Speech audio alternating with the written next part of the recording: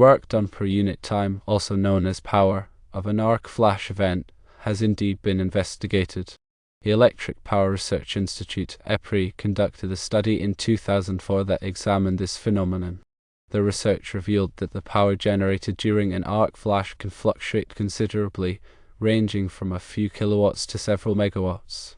The magnitude of this power is directly correlated with two key factors: the amount of electrical current coursing through the arc and the voltage present across the arc.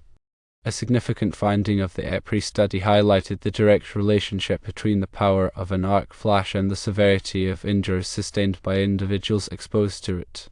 In essence, the higher the power output of the arc flash, the more severe the potential injuries. Beyond the EPRI study, other investigations have delved into the power dynamics of arc flash events. Consistently, these studies reinforce the understanding that the power released during an arc flash is a critical determinant of the extent of injuries suffered by those exposed. The IEEE 1584 standard offers guidelines for calculating the incident energy associated with an arc flash event. Incident energy serves as a metric to quantify the amount of energy delivered to a surface due to an arc flash. This incident energy is directly related to both the power of the arc flash and the duration for which it persists. While the IEEE 1584 standard doesn't explicitly detail how to calculate the power of an arc flash event, it does provide comprehensive guidance on calculating the associated incident energy. This incident energy value can then be used to estimate the potential severity of injuries that might be sustained by individuals exposed to the arc flash. It's crucial to recognize that the power of an arc flash event can vary significantly based on the specific circumstances surrounding the event. Factors such as the type of electrical equipment involved, the magnitude of current flowing through the equipment, and the voltage level all influence the power output of the arc flash.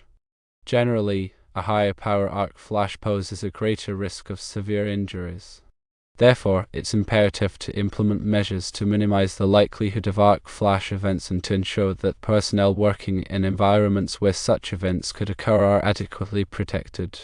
Reducing the risk of arc flash events involves several strategies. Firstly, proper design and maintenance of electrical systems are essential. This includes ensuring that equipment is appropriately rated for the expected voltage and current levels, and that regular inspections and maintenance are conducted to identify and address potential issues before they escalate into hazardous situations.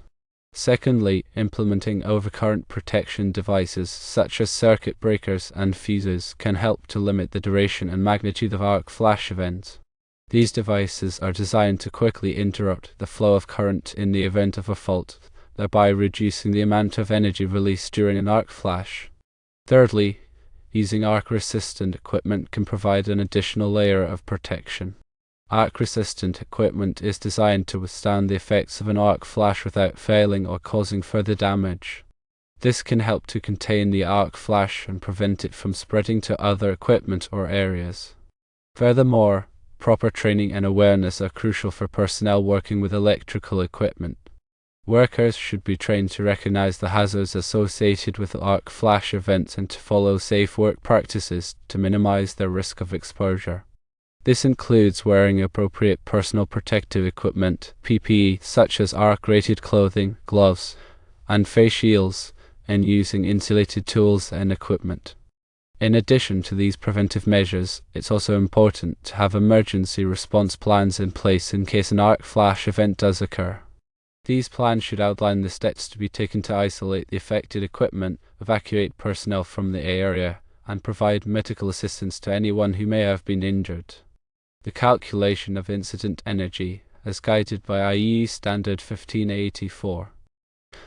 This calculation involves several factors, including the bolted fault current, the arcing time, the distance from the arc, and the enclosure size. The bolted fault current represents the maximum current that could flow in the event of a short circuit. This value is typically determined through a short circuit study, which analyzes the electrical system to identify the potential fault currents at various locations. The arcing time is the duration for which the arc flash persists. This time is influenced by the clearing time of the overcurrent protection devices, such as circuit breakers or fuses. Faster clearing times result in shorter arcing times and lower incident energy levels. The distance from the arc is the distance between the person and the arc flash location. Incident energy decreases rapidly with increasing distance. Therefore, maintaining a safe distance from energized equipment is crucial for minimizing the risk of injury. The enclosure size refers to the dimensions of the enclosure containing the electrical equipment. Enclosure size can affect the arc flash hazard by influencing the amount of energy that is dissipated into the surrounding environment. Smaller enclosures tend to result in higher incident energy levels. Once these factors have been determined, the incident energy can be calculated using the equations provided in the IEEE 1584 standard. These equations take into account the various parameters and provide an estimate of the amount of energy that would be delivered to a surface at a specific distance from the arc flash. The incident energy calculation is a critical step in determining the appropriate level of PPE required for workers who may be exposed to arc flash hazards. The PPE must be rated to withstand the calculated incident energy level to provide adequate protection against burns and other injuries. In addition to the incident energy calculation, it's also important to consider the arc flash boundary. The arc flash boundary is the distance from the arc flash source at which the incident energy is equal to 1.2 calories per centimeter squared, which is the threshold for a second-degree burn. Workers who are within the arc flash boundary must wear appropriate PPE, regardless of the calculated incident energy level. The IEEE 1584 standard provides guidance on determining the arc flash boundary based on the voltage, current, and enclosure size of the equipment. The standard also provides tables and charts that can be used to estimate the incident energy and arc flash boundary for various equipment configurations. It is important to note that the IEEE 1584 standard is not a substitute for sound engineering judgment. The standard provides a framework for assessing arc flash hazards, but it is up to qualified professionals to apply the standard appropriately and to make informed decisions about the design and operation of electrical systems. Furthermore, the IEEE 1584 standard is not the only resource available for addressing arc flash hazards. Other standards, such as the National Fire Protection Association (NFPA) 70E Standard for Electrical Safety in the Workplace, also provide guidance on arc flash protection. The NFPA 70E standard focuses on the practical implementation of electrical safety practices in the workplace. It covers topics such as hazard assessment, PPE selection, and safe work procedures. The NFPA 70E standard also includes tables and charts that can be used to determine the appropriate level of PPE for various electrical tasks.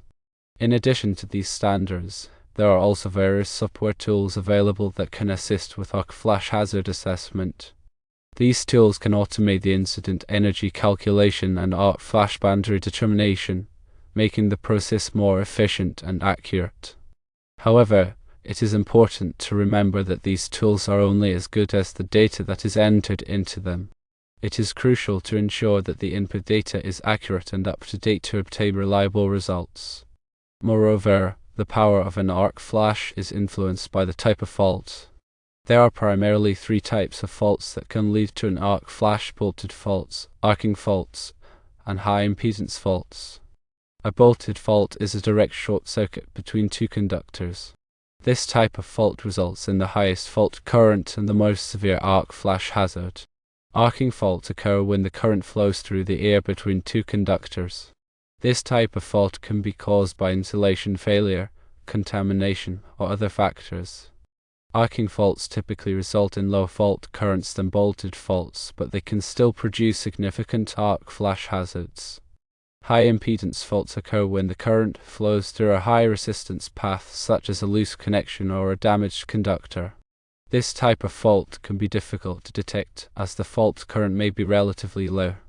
However, high impedance faults can still produce arc flash hazards, particularly if the fault is sustained over a long period of time. The type of fault can significantly impact the power of the arc flash and the resulting incident energy. Therefore, it is important to consider the potential types of faults when assessing arc flash hazards. Firstly, proper grounding is essential for minimizing the risk of arc flash events. Grounding provides a low-impedance path for fault currents to flow back to the source, which helps to trip over current protection devices quickly. Secondly, using ground fault protection can further enhance safety. Ground fault protection devices are designed to detect and interrupt ground faults, which can help to prevent arc flash events from occurring.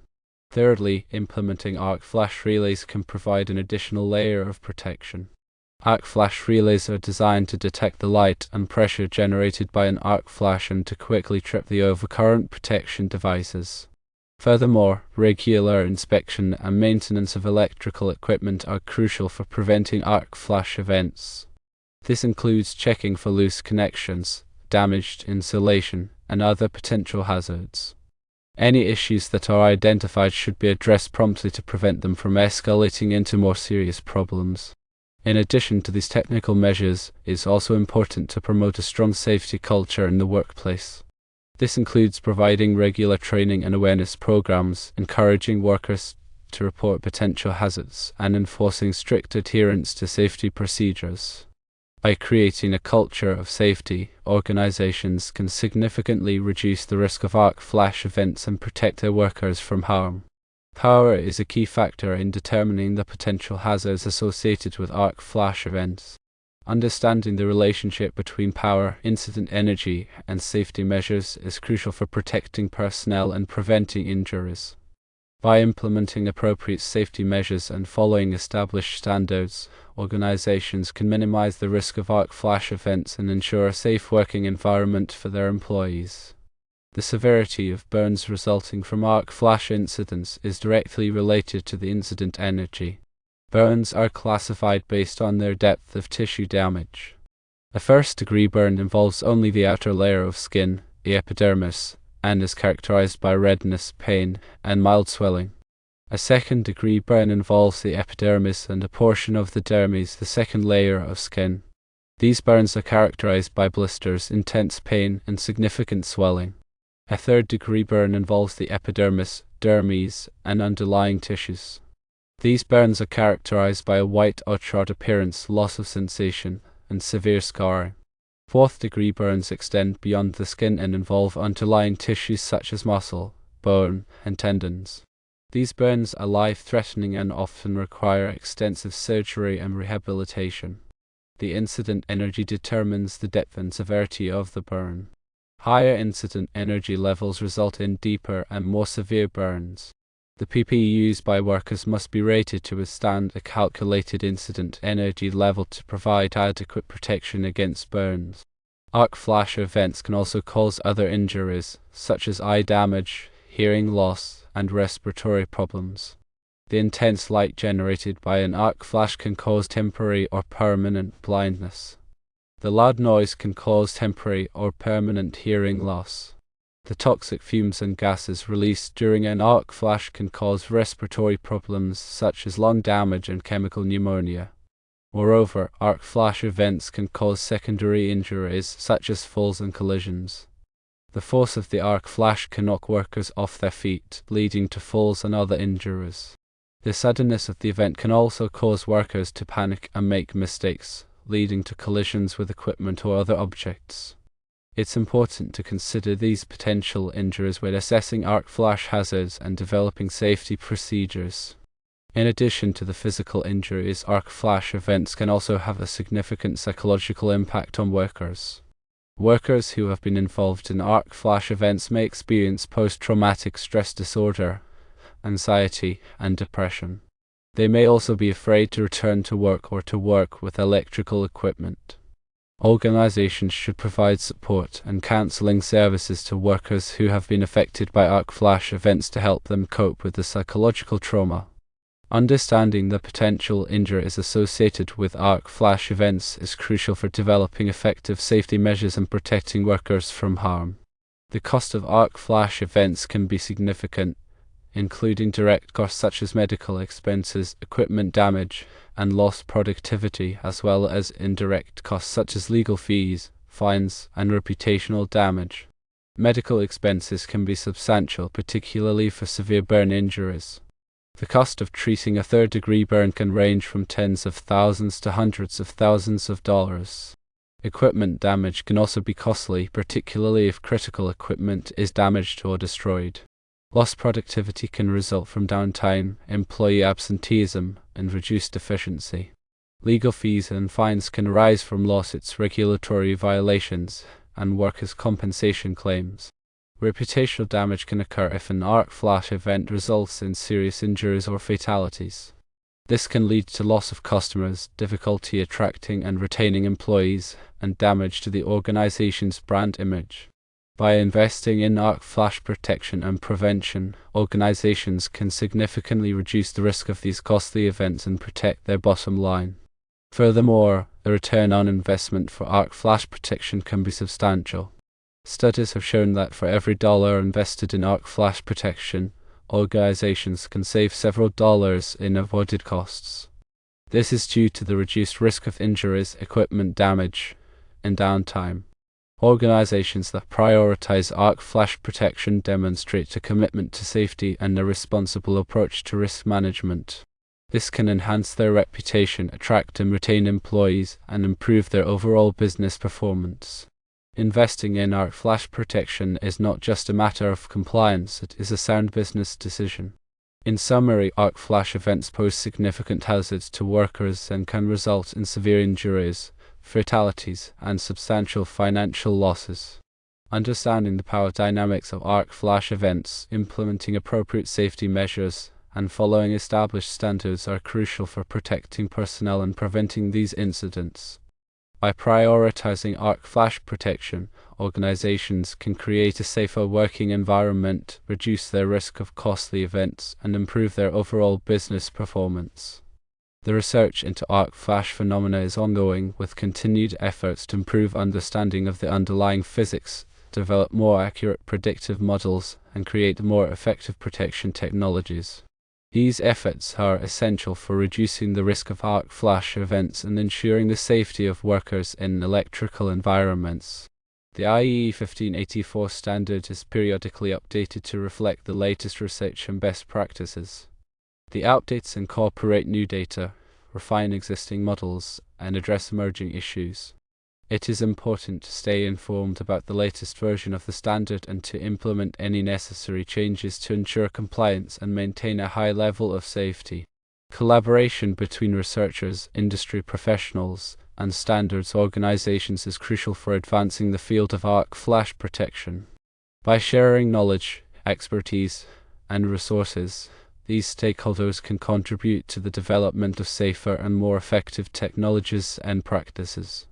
The goal of arc flash research and development is to create a world where electrical workers can perform their jobs safely and without fear of injury.